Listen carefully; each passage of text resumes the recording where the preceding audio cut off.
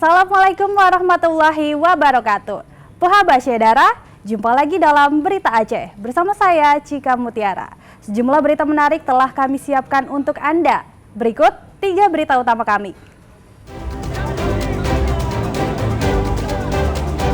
Sejumlah massa menggeruduk kantor DPRK Aceh Singkil menuntut anggota dewan menekan perusahaan perkebunan yang bandel.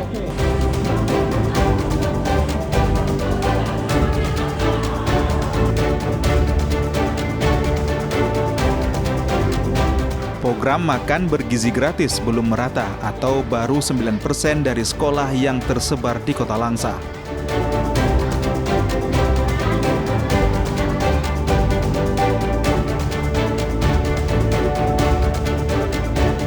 Seorang penjahit sepatu ditemukan tewas di sebuah kios. Kematian korban diketahui 4 hari kemudian.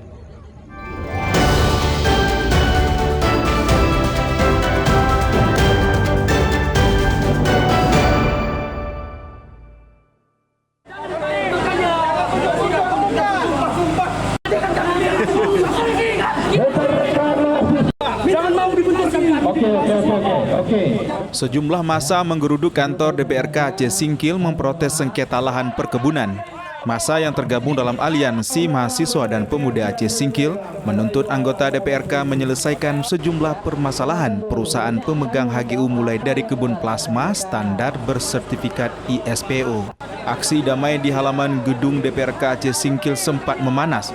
Pengunjuk rasa terlibat saling dorong dengan petugas dan melampiaskan kekecewaannya dengan membakar ban bekas.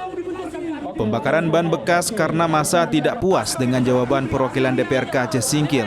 Mereka mendesak DPRK mengawal permasalahan perusahaan yang mengantongi HGU di Aceh Singkil.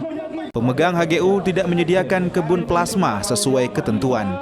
Bahkan perkebunan tersebut tidak bersertifikat ISPO, sparring atau sistem pemantauan air limbah secara terus-menerus. Kita juga minta kepada Dewan Perwakilan untuk menuntut realisasinya salah satu tuntutan kami atau beberapa tuntutan kami yaitu seperti realisasi kebun plasma, sertifikat ISPO, dan satu lagi untuk pemasangan sparring untuk AMDAL itu.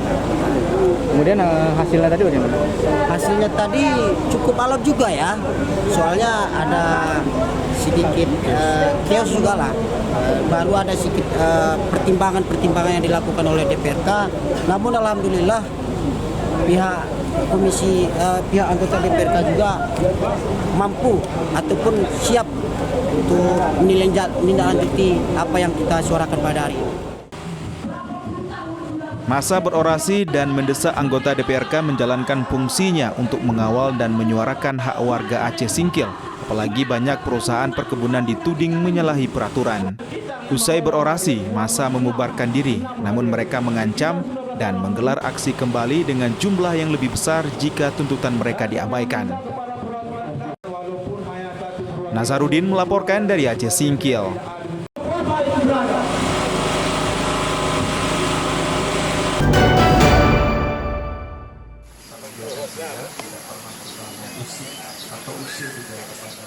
Sejumlah aset Pemkab Aceh Barat Daya Abdia masih bermasalah. Selain tidak terawat, beberapa aset kendaraan bermotor tidak diketahui keberadaan dan kondisinya.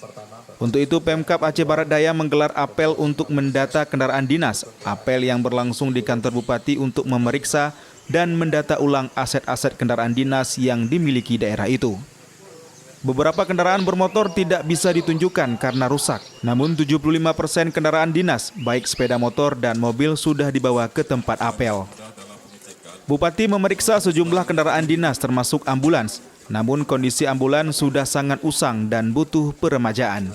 Padahal kendaraan kepala dinas dan staf dalam kondisi masih baik. Bupati akan menelusuri sejumlah aset kendaraan selama ini hilang atau tidak diketahui keberadaannya.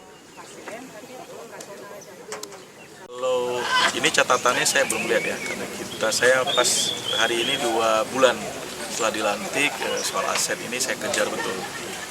Harus ada keterangan nanti setelah BPK memberikan laporan secara resmi, nanti akan tindak lanjut. Semuanya kita berharap semua catatan-catatan nanti yang masih merah-merah setiap tahunnya itu paling tidak bisa kita urai. Kalaupun nanti asetnya itu sudah tidak ada lagi, harus ada keterangan.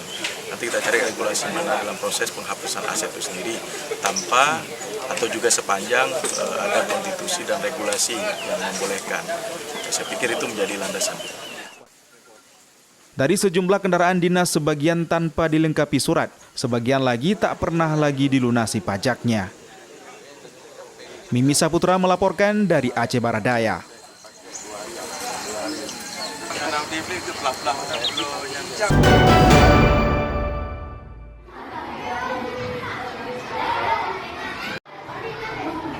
Program makan bergizi gratis MBG mulai dijalankan di sejumlah sekolah. Namun pelaksanaan program di Kota Langsa belum merata.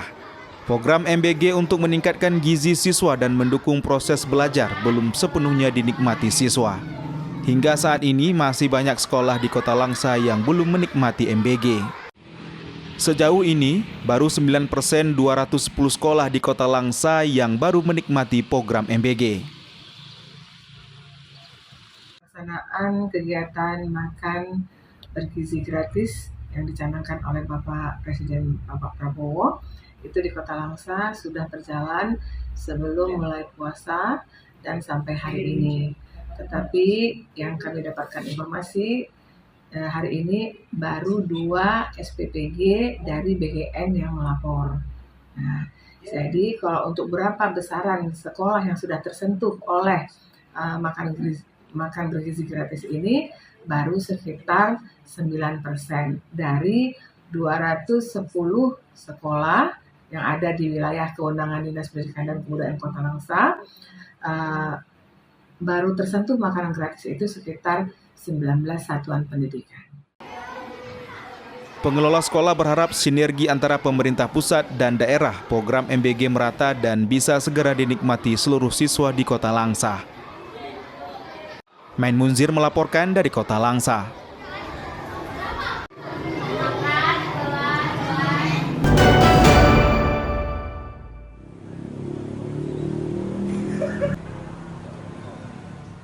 Meski sudah sering ditangkap dan dihukum, penyeludup narkoba di Provinsi Aceh belum juga jerah. Bahkan transaksi dan penyalahgunaan narkoba di Serambi Mekah makin beragam, dari ganja dan sabu-sabu hingga kokain. 6 warga Aceh dan Sumatera Utara yang diduga menyeludupkan narkoba jenis kokain ditangkap. Sebanyak 25 kg kokain disita anggota Satres Narkoba Langsa. 3 pelaku ditangkap saat penggerebekan di salah satu rumah di Kabupaten Aceh Tamiang. Muhammad Rizal, Kadafi, dan Mahidin ditangkap beserta sejumlah barang bukti elektronik dan sepeda motor. Petugas kemudian mengembangkan kasus tersebut ke Sumatera Utara dan menangkap 3 tersangka lainnya yaitu Suwandi, Amin, dan Usman, warga Pangkalan Susu Kabupaten Langkat, Sumatera Utara. Dari penangkapan ini, petugas menyita 24 kg kokain yang didapati di rumah orang tua salah satu tersangka. Yaitu kita mendapat informasi terakhir bahwa jaringan kokain tersebut akan melakukan transaksi di wilayah hukum Polres Langsa. Sehingga kita melakukan penangkapan, kemudian kita amankan di Langsa 2 orang dengan barang bukti kokain 1 kilo. Kemudian kita lakukan pengembangan ke wilayah Aceh Tamiang dan kita amankan tersangka 3 orang.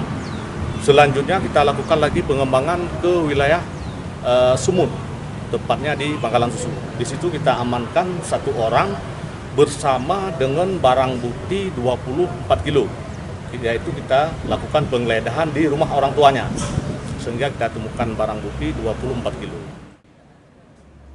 Penangkapan ke-6 pelaku merupakan pengembangan penangkapan tersangka sebelumnya pada Februari 2025 lalu. Dengan barang bukti 1 kg kokain, para pelaku diancam hukuman mati atau seumur hidup. Main Muzir melaporkan dari Langsa. Kegiatan pagi